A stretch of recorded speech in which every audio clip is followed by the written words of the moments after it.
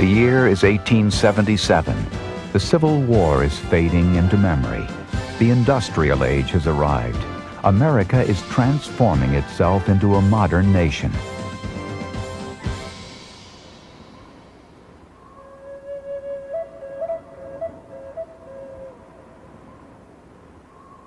Meanwhile, in the wilds of northern Montana, thousands of miles from the bustling cities of the East, one of the most poignant dramas in the long conflict between Native Americans and the United States is in its last act.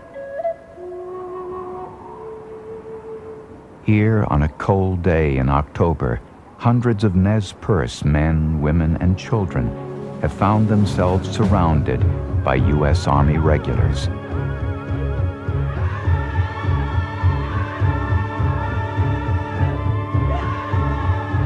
It is the climax of an epic 4-month flight over 1,500 miles of untamed wilderness, a desperate break toward freedom, during which the Nez Perce have outwitted, outmarched, and outfought the best the Army has thrown at them. Time and time again, and against all odds, the Nez Perce have beaten off or slipped away from their pursuers and headed toward the safety of Canada. But now, though their chosen sanctuary is only 40 miles away, their journey has come to an end. They are starving. They are freezing. They are exhausted.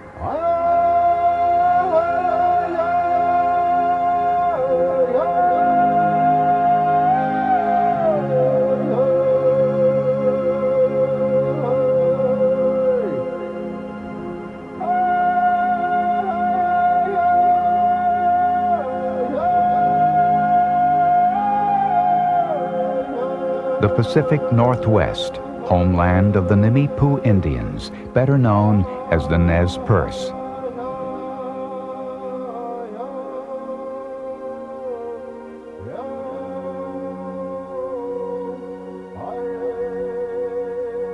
Here, about 6,000 Nez Perce hunt, fish, and raise horses, living in happiness, prosperity, and more often than not, in peace with neighboring tribes.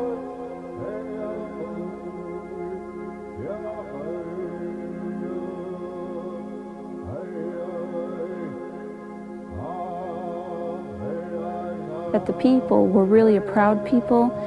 They were a very clean people who were concerned with how they looked with their adornment and keeping themselves clean, both physically and spiritually.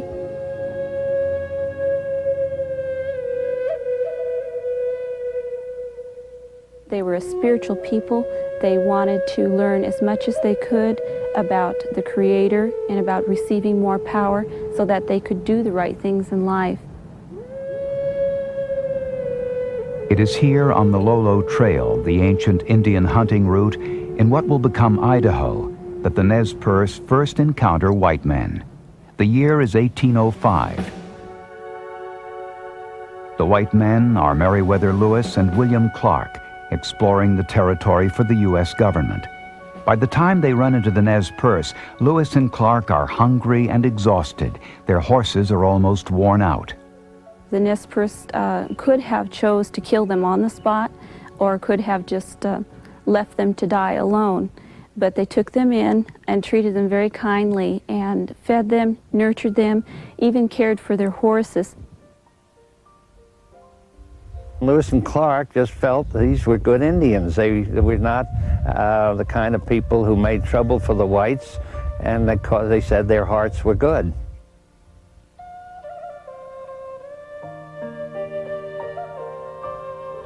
in spite of the fact as to how we met the expedition with open arms and friendliness, these very same people, upon their return from the Pacific Ocean, went back east and told the politicians, told the people there what a beautiful land that the West was, including the Nez Perce country.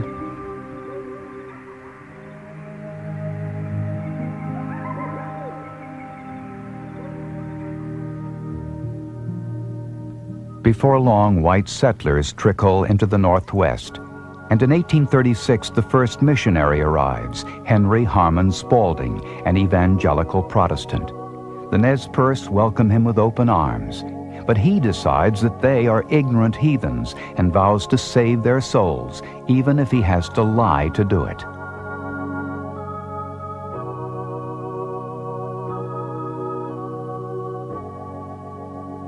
He would cut off potatoes, and with the potatoes with the eyes, he would give to his followers, Christian followers. And the ones without eyes, he would give to the non-Christian Indians. And they'd all plant their gardens. And lo and behold, potatoes would grow up on this side and nothing would grow over here. And they'd come and say, well, why won't something grow over here? And Spaulding would tell them, because they believe.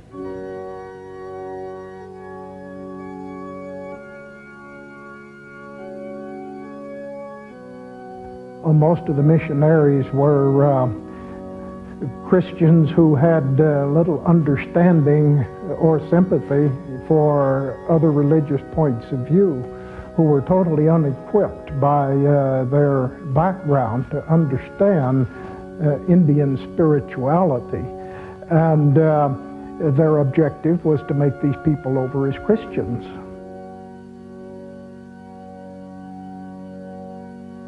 Spaulding slowly makes converts among the Nez Perce, separating them from their old beliefs and forcing them to adopt the white man's culture.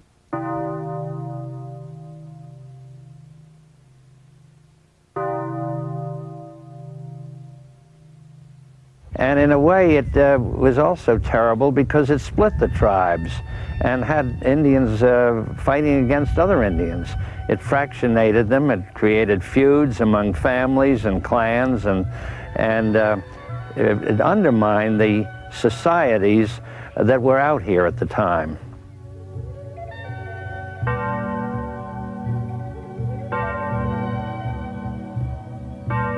So consequently, the people were divided. And again, as we know from history, that the old philosophy of divide and conquer played an important role in this respect.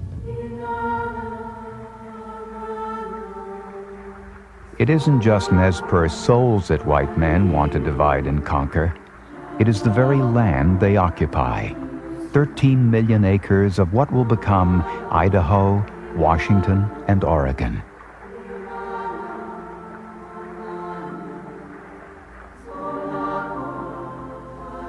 Our people have been like this for years. We share what we have. And I think we were willing to share. But then, you know, when the settlers come in, they start getting greedy. They wanted all of it.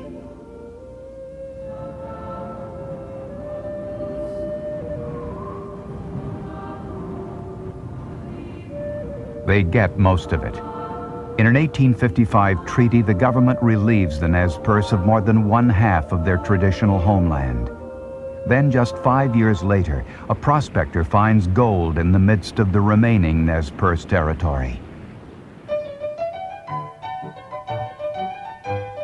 Remembering the 1849 California gold rush, thousands of brawling, hard-drinking prospectors and miners invade Nez Perce territory, seeking their fortune. It was an invasion, but we realized at the time that we were vastly outnumbered, because east of the Rockies there was millions of Americans, non-Indians, and we knew this. The white settlers ignore Indian rights and ride roughshod over the Nez Perce, treating them with contempt, stealing their horses, even killing them in disputes, and they usually get away with it. The most serious damage to the Nez Perce is not done by miners or settlers, however. It is the work of the United States government. Washington yields to white political pressure and forces a treaty on the Nez Perce that takes from them 90% of their remaining land. I think the simplest way to view the Treaty of 1863 is that it was a big government scam inflicted on the Indians to open up the gold fields to continued white exploitation. And if it took devious methods, if it took blatantly immoral, dishonest methods, then so be it. And that is exactly what happened.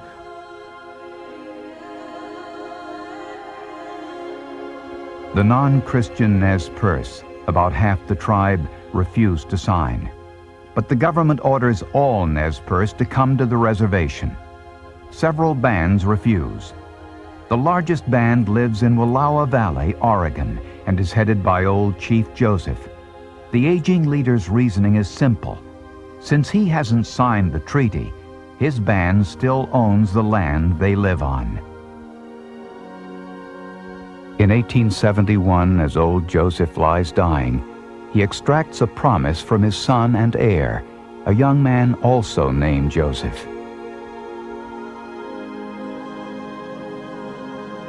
My son, never forget my dying words. This country holds your father's body. Never sell the bones of your father and your mother. I pressed my father's hand and told him I would protect his grave with my life. I buried him in that beautiful valley of winding waters. I love that land more than all the rest of the world. A man who would not love his father's grave is worse than a wild animal.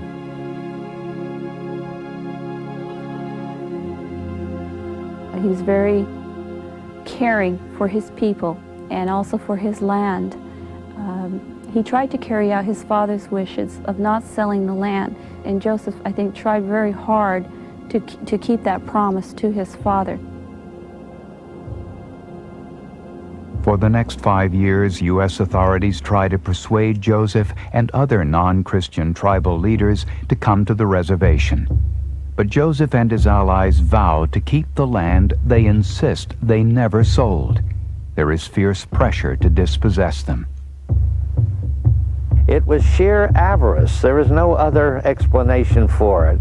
It was the idea of the Indians have something that I want, and I'm going to get them out of there. The government sides with the settlers and gives the responsibility for resettling the Nez Perce to General Oliver Otis Howard, a Civil War hero who lost an arm in battle.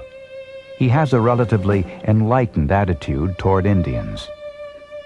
General Howard does all he can to get the Nez Perce to abandon their homeland and come to the reservation, reasoning with them, coaxing them, even threatening them.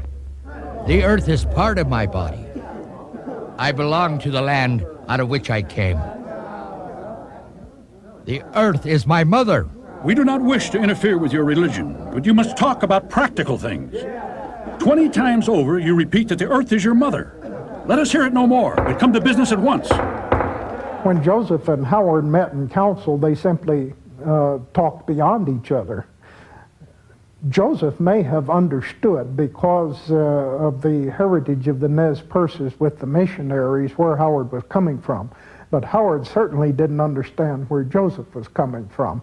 When Joseph talked about the earth being his mother, Howard had no understanding whatever of that. He thought Joseph was just playing for time, and it made him impatient, and then it made him angry. Howard orders Joseph to bring his people to the reservation within a month, or be taken there by force. Joseph has done his very best to keep his promise to his father. But now, reluctantly, he convinces his people that they must accept the inevitable. And in the end, They do.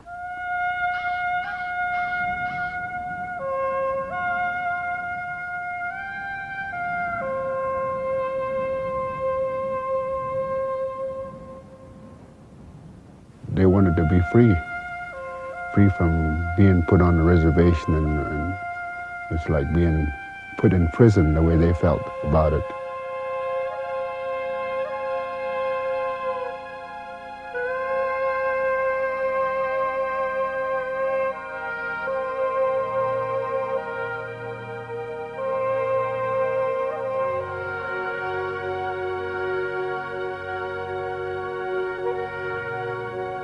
It was a lot of people, not just men, but women and children, newborns, livestock. It was a time of the year when the horses were having their foals and the cows were having their baby calves, and yet they were expected to gather up all their livestock and move in 30 days over 100 miles.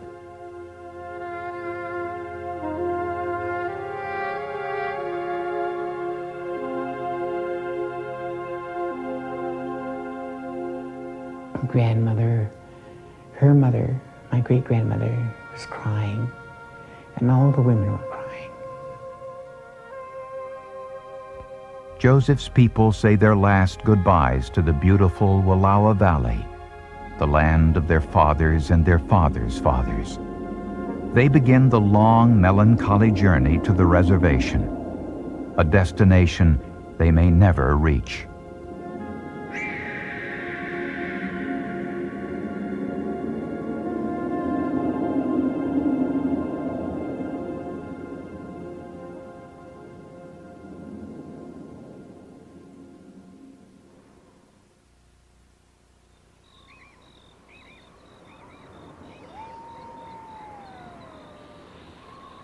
May 31st, 1877. Joseph leads more than 600 of his people across rugged terrain toward the reservation. The Nez Perce bring all they own.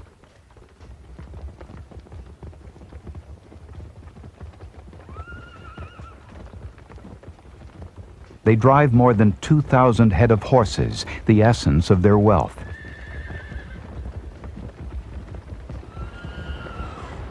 It is spring. The rivers are raging with melted snow.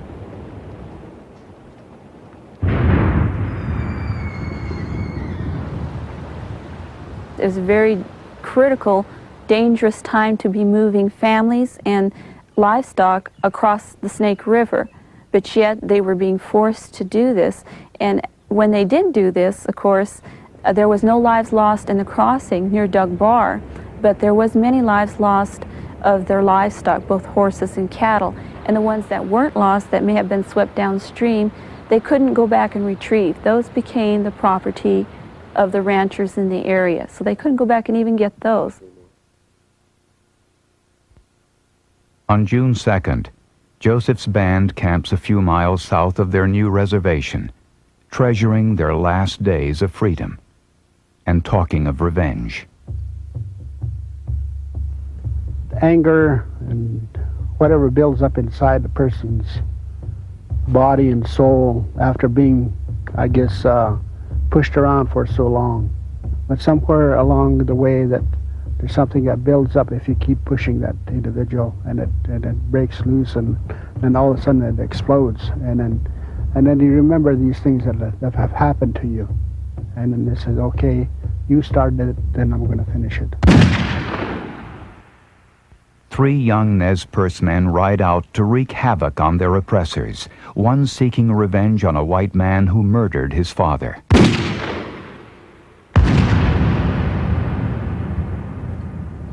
Considering all the atrocities that occurred up until that time, 29 or 30 murders of Nez Perce over stolen horses, supposedly stolen horses, or over land and water rights, and it was just so much that these young men could take, and they finally said, no way, we're not going to do it, we're going to die fighting.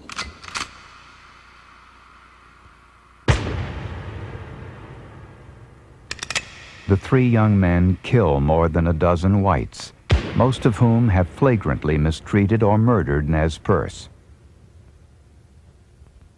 When Joseph and the other chiefs find out what has happened, They are horrified. Now they realize that war is inevitable.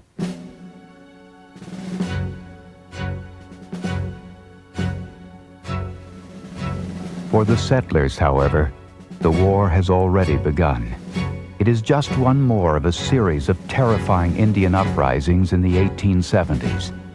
The Modoc War in Northern California, the Apache raids in the Southwest, the Red River Wars with the Cheyennes and the Comanches, and most of all, the battle at the Little Bighorn, where just a year earlier, Lakota warriors wiped out Custer and his entire command.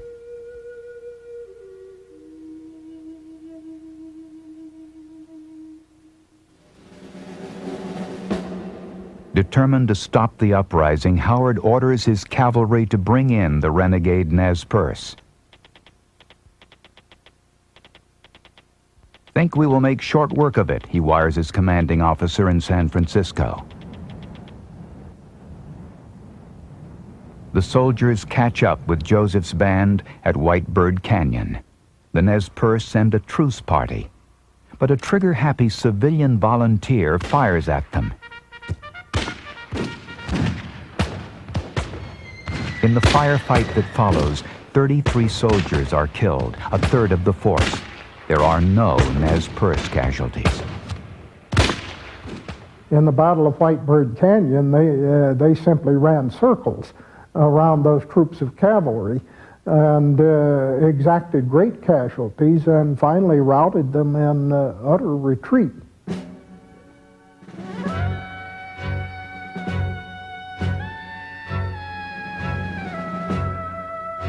The Nez Perce victory arouses the wrath of the U.S. Army. General Howard himself marches out with 320 soldiers, determined to crush the rebellion.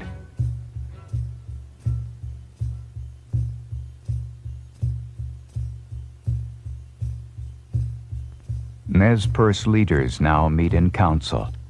Joseph wants to stay and fight. Another chief, Looking Glass, wants to flee. Some of you tried to say once that I was afraid of the whites. Stay here with me now, and you will have plenty of fighting. We will put our women behind us in the mountains and die on our own land, fighting for them. I would rather do that than run. Looking Glass disagrees. We must go to Buffalo Country. If the officer wishes to build corrals for the Nez Perce, he may, but they will not hold us back. We are not horses. The country is large. I think we are as smart as he is, and know the mountains and road as well.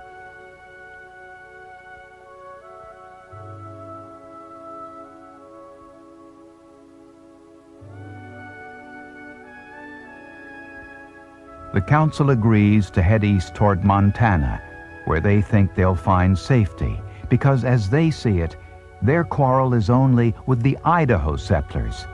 In mid-July, the Nez Perce begin their arduous trek over the Bitterroot Mountains on the 150-mile Lolo Trail. Looking Glass in charge, Joseph managing the tribe's most important property, its horse herd.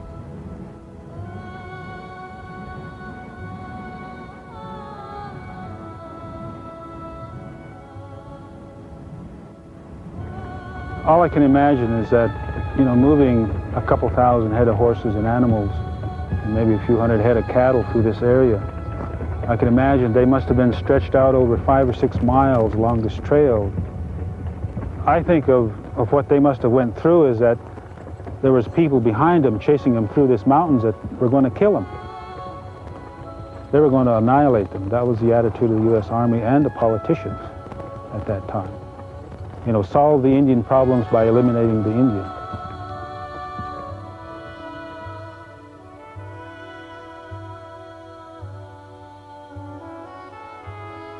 General Howard and his soldiers pursue the fleeing Nez Perce over the Lolo Trail.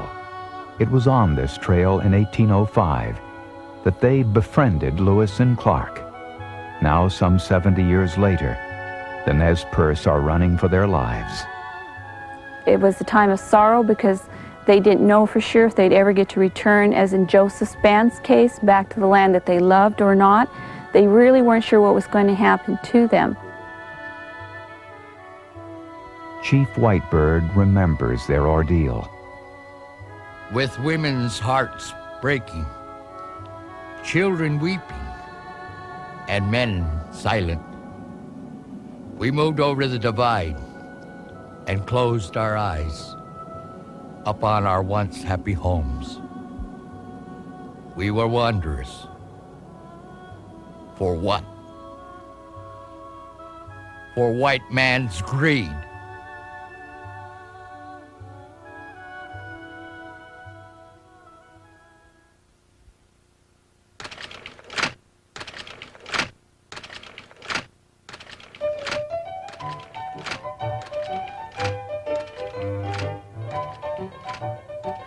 The question is being asked in newspapers, in Washington political circles, and even in the Army High Command. Why can't General O.O. Howard and his regulars capture a few hundred ragtag Indians?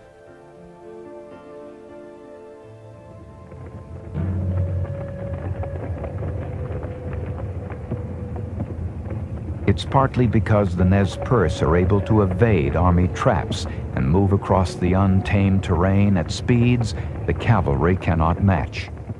But the character of the soldiers in pursuit is also a factor. For the most part, the private soldier of the regular army came from the urban underclass, the disadvantaged, society's dustbins, the socially and economically and educationally the bottom rungs of the ladder. They were not those motivated, patriotic men who won the Civil War. July 26, 1877. General Howard and his men are 9 days behind the Nez Perce. They are bogged down on the Lolo Trail, which they find almost impassable. One soldier writes about it. It is true that the Indians had gone over the trail ahead of the troops, but they had jammed their ponies through, over and under logs and fallen trees and under the rocks, around, over, and through the densest undergrowth. They left blood to mark their path with abandoned animals with broken legs or stretched out dead on the trail.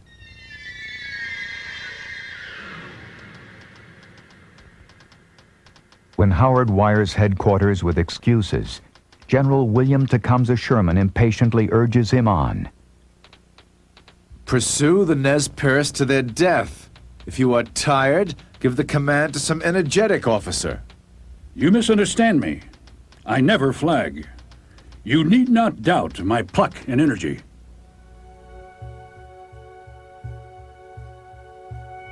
But it is the Nez Perce who are truly demonstrating pluck and energy.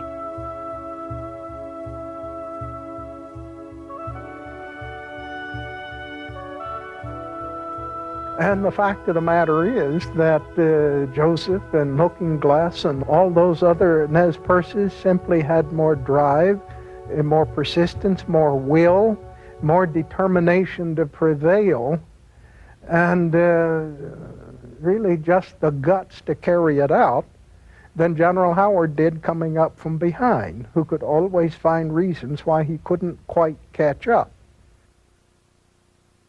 The Nez Perce think that Howard has given up the chase. They cross the Bitterroot Valley into Montana and camp in the Big Hole Basin. Yellow Wolf remembers. The white people were friendly. We did much buying and trading with them. No more fighting. We had left General Howard and his war in Idaho. They did believe that their war was in Idaho, and that once they were out of Idaho, that was the end of it, and they believed that the military would not pursue them. The Nez Perce are completely unaware that yet another force has also joined the hunt. More than 160 soldiers under the command of Colonel John Gibbon, a vigorous and efficient Civil War veteran. Moving south from Fort Shaw, Montana, in forced marches, Gibbon and his men locate the Nez Perce camp on the night of August 8, 1877. That evening, the Nez Perce sing and play games. It is their first moment of peace in nearly 2 months.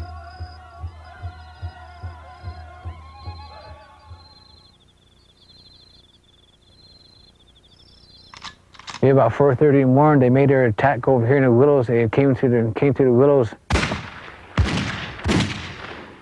Order of the day: 3 volleys and move, 3 volleys and move.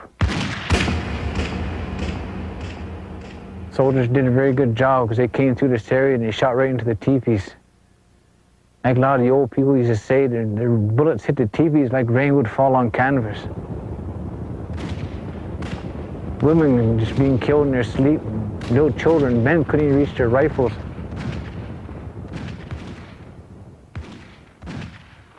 Colonel John Gibbon.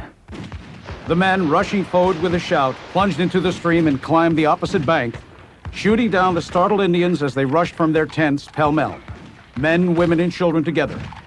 Within 20 minutes, we had possession of the camp, and orders were given to commence destroying it. They took this village and they started knocking, they tried to set fire to a lot of the teepees that are here, and you could hear the screams of the little babies and the women inside being burned to death. Soldiers knocking over the teepees and killing everybody inside. There's a baby that was born about 3 days before. The baby represented new life, new beginnings for the Nez Perce people, and they came through here. Everybody loved that baby. And yet later on, the soldiers even killed that baby. They found it with his head crushed and mother shot. They found other babies lying out here through the ground here too, with their heads crushed.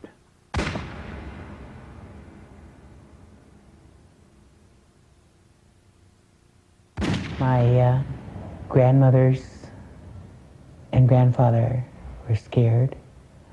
They hung on to each other. They didn't know what was coming. All they could hear was confusion and the shots and the shouting and the horses. It's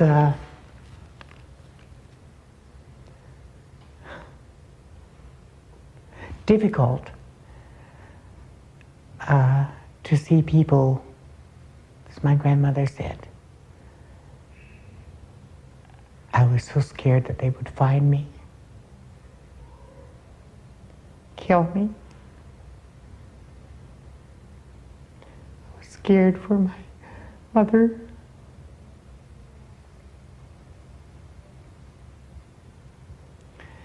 That the mother's primary purpose was not to fight the battle, but to save the children, save the elderly.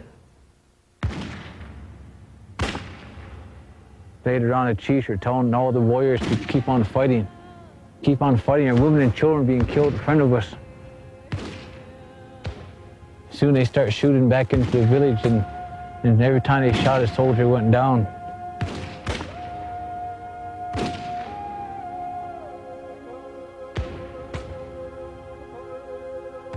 Gibbon's men retreat before the Nez Perce onslaught, stunned. Soon, warriors retake the camp, and women return to care for the wounded.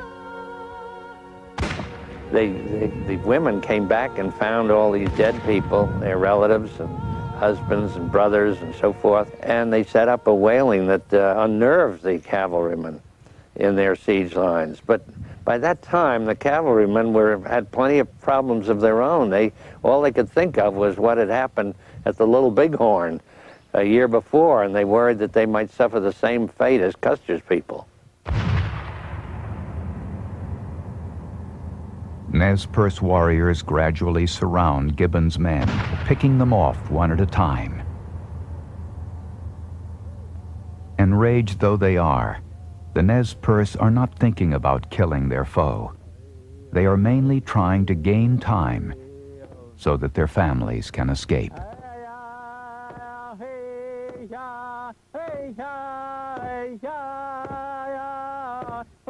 At daybreak, the warriors withdraw and ride off to join their families.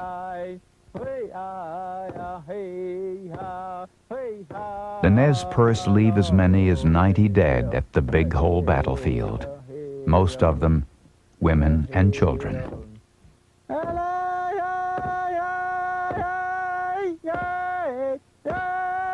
They had nowhere to go.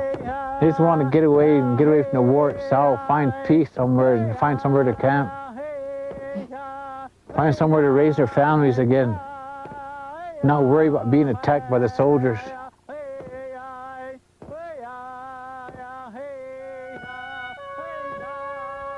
Feeling abandoned and alone, and beset with grief and hatred, the Nez Perce now know their fight will not be over until they reach safety.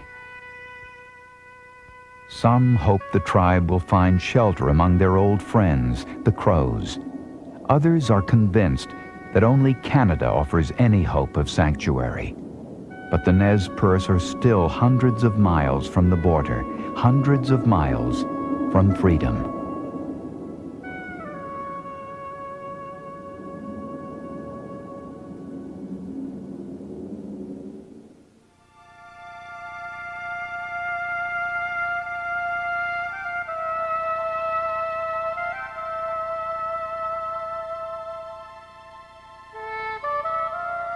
It is with heavy hearts that the Nez Perce leave the Big Hole battlefield.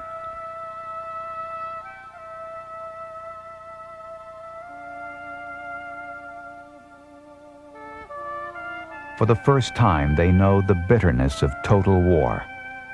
They are determined that it never happen again.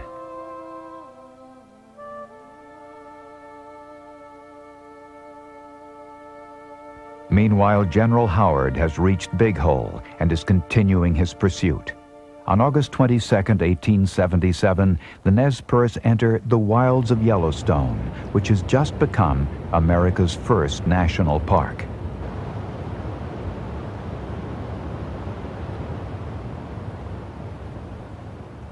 Well, the thing got great dramatic interest when it was realized that the Indians had reached Yellowstone National Park, a place for tourists, a place for whites to come and visit, and there were tourists in the park. So the drama was increased, and people all over the country now began to follow this and chase intensely.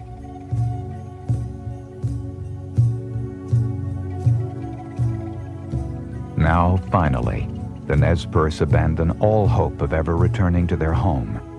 They decide to head north to their only remaining refuge, Canada.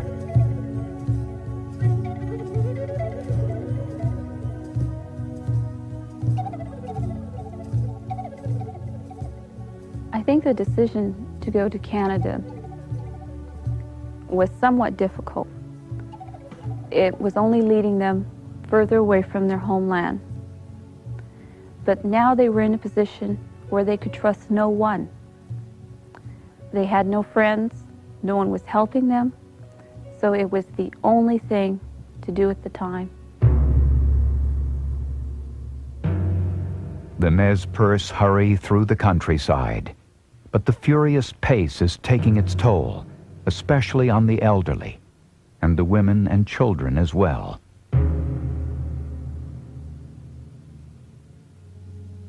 The words of Iwi Tonmai. You know how you feel when you lose kindred and friends through sickness and death. You do not care if you die. With us it was worse. Our going was with heavy hearts, broken spirit. But we would be free.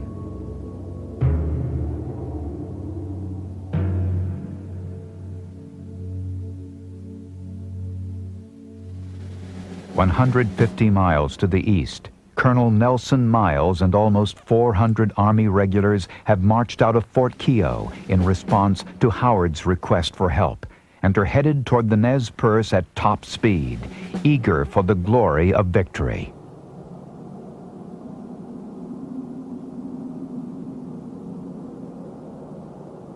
Exhausted from their flight, the Nez Perce camp alongside a creek near the Bear Paw Mountains.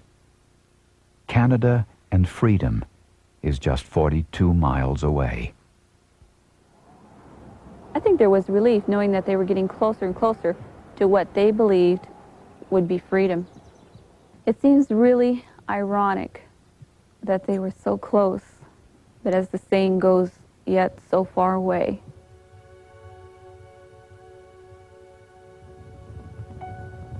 Early on September 30th, 1877, Miles and his men find the Nez Perce camp.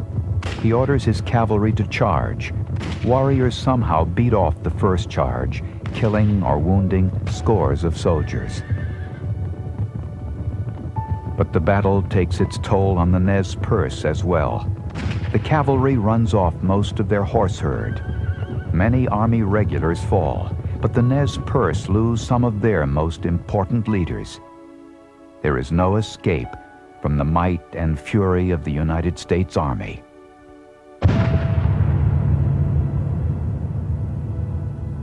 Yellow Wolf. I felt the end coming. All for which we had suffered, lost. Thoughts came of Wallowa, of teepees along the bending river, of the blue, clear lake. From the mountain forests, voices seemed calling. I felt as dreaming, not my living self.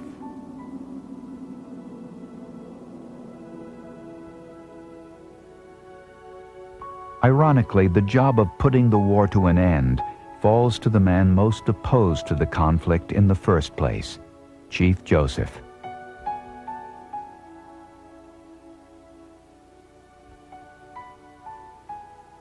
I am tired of fighting. The old men are all dead. The little children are freezing to death. Hear me, my chiefs. My heart is sick and sad. From where the sun now stands, I will fight no more, forever.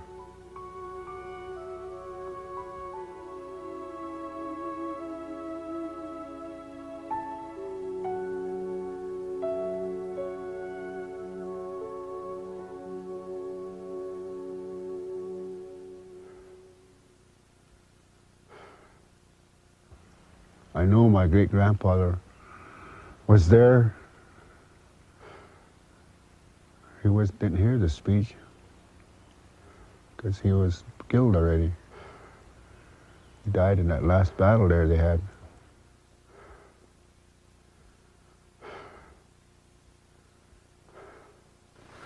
There's his markers right there, number 104. His name right there. Tim Usman, it says. Killed.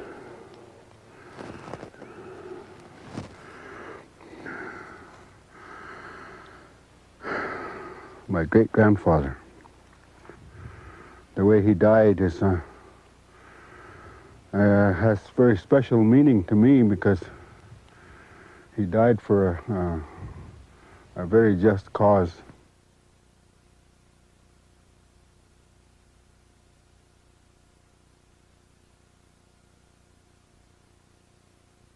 After the surrender, Joseph and his people are sent to Indian Territory, what will be the state of Oklahoma. There, many die of disease and from the oppressive heat. In 1879, Chief Joseph visits President Rutherford Hayes to plead for his people. Let me be a free man, free to travel, free to work, free to trade where I choose, free to follow the religion of my fathers, free to think and talk and act for myself.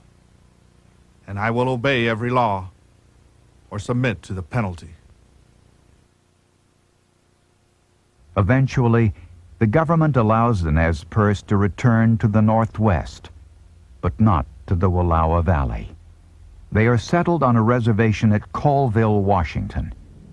Joseph is never again allowed to live on the land where his father is buried. In 1904, Joseph dies. His doctor says his death was caused by a broken heart. Chief Joseph died from loneliness of his land. And when he died, he wanted to die where he came from. And that's the sad part of the whole thing, I think, to me. It's just like, didn't even get to be buried where he'd like to have been buried. And if a lot of people would understand this, I think they would have the same feeling as a lot of us do. I wish they would have made it.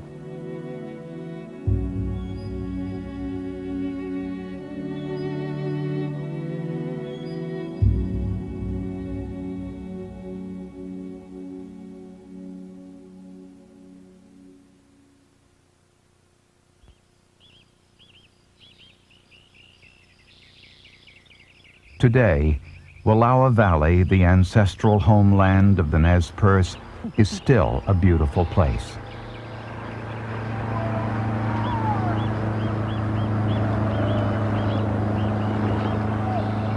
Life in the fast lane. Recently, the tribe held ceremonies at the Lolo Trail, commemorating what happened here in the closing years of the 19th century. The flight has become a treasured memory, a memory that has helped the Nez Perce retain their sense of identity. And I'm very, very much proud of who I am, as far as everywhere I go. I've been throughout all this country already. I've been around many people, different tribes. I think every tribe should be proud of who they are. Just like myself, I'm proud of who I am.